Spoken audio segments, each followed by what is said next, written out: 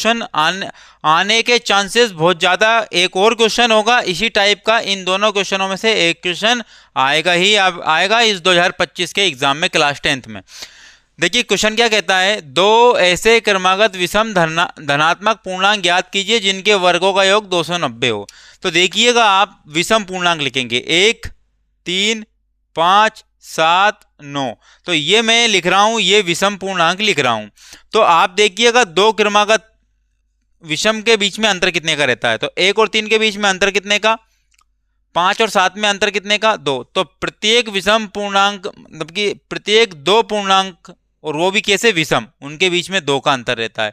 और सम पूर्णांक अगर होता है तो उसमें भी कितने का अंतर रहता है, 2 का। तो सम हो या विषम हो, अंतर कितने का रहना है, 2 का रहना है। इसी प्रकार मैं अब हल कर रहा हूं इस क्वेश्चन को हल। माना कि दो क्रमागत विषम धनात्मक पूर्णांक x और x प्लस 2 है। अब ये प्लस 2 क्यों किया, क्योंकि मैंने अभी आपको बताया है कि दो विषम के बीच में अंतर कितने का रहता है, 2 का। अब एक तो मैंने मान लिया एक विषम, अब दूसरे को मानूंगा x तो रहेगा ही रहेगा, लेकिन वो कितना अधिक रहेगा, 2 अधिक रहेगा। आपको यही तो बताया मैंने, 1। और अब अगला विषम क्या होगा, 3। तो इसमें क्या प्लस हुआ, आप बोलोगे कि 2 प्लस हुआ। तो मैंने भी तो क्या किया, x और x में क्या प्लस कर दिया, 2 प्लस कर दिया। तो देखिएगा अब इसको सोल्व करते हैं हम, तो इनके वर्ग करते हैं। क्या करते हैं, वर्ग। तो यहां पर क्या करते हैं, वर्ग करते हैं। ये वर्ग किया और x प्लस 2 का इसका भी क्या कर दिया, वर्ग कर दिया, और इनका योग, वर्गों का योग कर दिया। तो बराबर क्या आ गया, 290 आ गया। जिस जिस प्रकार क्वेश्चन ने बोला था उस प्रकार से हमने मान लिया है और कर लिया है।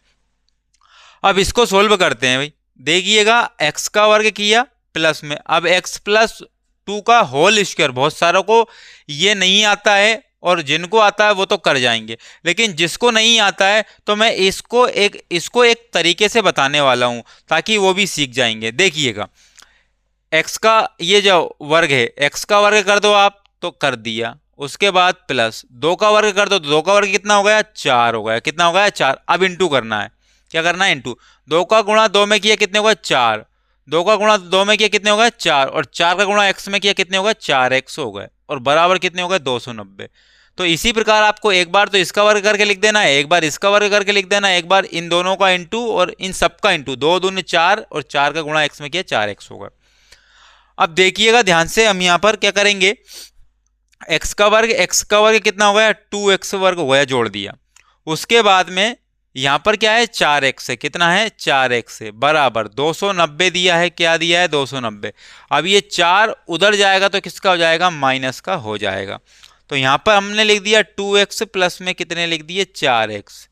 अब बराबर में क्या, आप देखिएगा 290 में से क्या गया, 4 गया, तो कितना बचा, 286 बचेगा। कितना बचेगा, 286 बचेगा। कितना, 286, 84 लिख रहा हूं मैं, नहीं 86 बचेगा।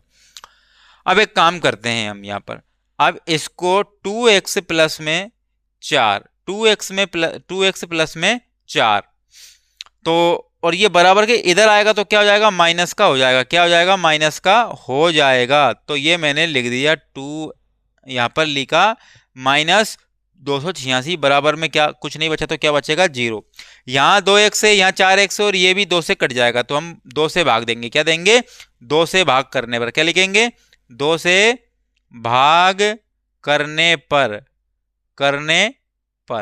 तो देखिएगा 2 से भाग किया तो क्या बचा, x। यहां पर वर्ग तो भूल रहे हैं हम, क्या कर रहे हैं, वर्ग तो भूल रहे हैं हम।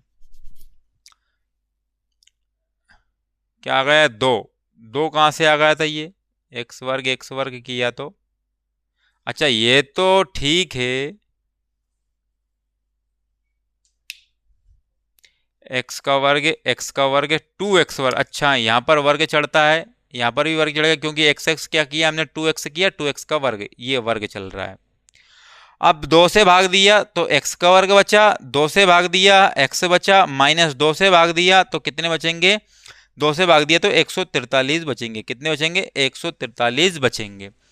तो यहां तक हमने कर लिया सोल्व, देखिएगा आप यहां पर। अब ये एक बहुपद समीकरण बन गया, एक यानी कि द्विघात समीकरण बन गया। क्या बन गया, द्विघात समीकरण बन गया।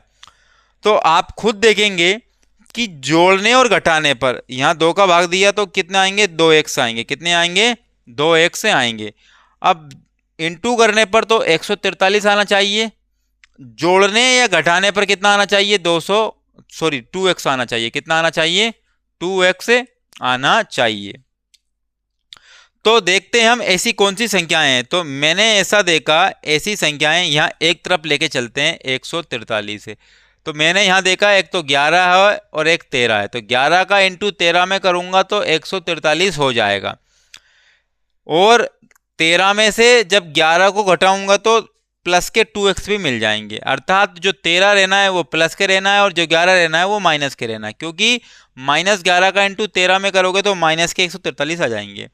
13 में से 11 जाएंगे तो कितने बचेंगे, 2x से बचेंगे, वो भी प्लस के बचेंगे। तो इसको यहां पर लिखेंगे, इसको यहां पर लिखेंगे x का वर्ग प्लस के कितने लिखे, इसको हमने तोड़ दिया 13x में और -11x में तोड़ दिया। इन दोनों को x के साथ में लिख दिया। माइनस कितने लिखना है, 143 लिखना है। तो ये इस टाइप से मैंने लिख दिया है। अब यहां से क्या करेंगे, कॉमन लेंगे। यहां से क्या करेंगे, कॉमन लेंगे। इन दोनों में x कॉमन है तो x कॉमन ले लिया। अब यहाँ x की कितनी घात थी, 2, तो x की घात 1 बच रही है अभी भी। प्लस में x कॉमन ले लिया, बचा कितना, 13 बचा। कितना बचा, 13। यहाँ माइनस क्या लूंगा मैं, कॉमन ले लूंगा। तो माइनस माइनस जब मैं कॉमन ले लेता हूं तो माइनस के अपोजिट साइन यहाँ पर लग जाएगा। माइनस का अपोजिट साइन क्या होता है, प्लस होता है। तो यहाँ पर देखिएगा क्या लेता हूं मैं कॉमन, 11 कॉमन ले रहा हूं मैं। तो यहाँ पर 11 कॉमन लिए थे माइनस के, तो क्या बच गया, x प्लस का बच गया। यहाँ माइनस कॉमन लिए तो क्या आएगा, प्लस आएगा। 11 से भाग दिया इस 143 में, कितनी बार गया, 13 बार गया, तो ये आ गया।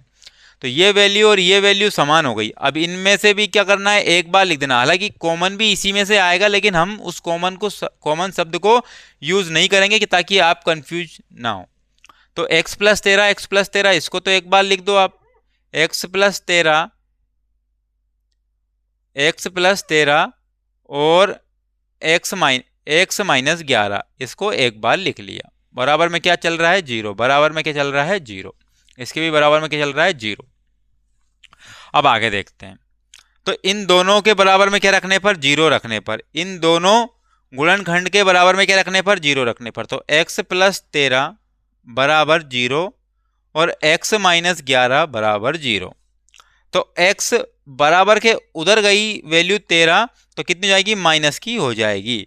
और यहाँ पर x बराबर के उधर गई वैल्यू तो किसकी हो जाएगी, प्लस की हो जाएगी। तो यहाँ पर हम धनात्मक वैल्यू लेते हैं। तो हम यह लेंगे धनात्मक पूर्णांक 11 और 13 होगा धनात्मक विषम पूर्णांक। यहां पर एक शब्द यूज कर लेंगे हम, विषम पूर्णांक। क्या कर लेंगे, विषम पूर्णांक। धनात्मक विषम पूर्णांक क्या होंगे, 11 और 13 होंगे। 11 और 13 होंगे और यही आपका क्या हो जाएगा, आंसर हो जाएगा। तो इसी टाइप का एक और क्वेश्चन है, उसको सोल्व करेंगे हम। ये दोनों क्वेश्चन आईएमपी क्वेश्चन है।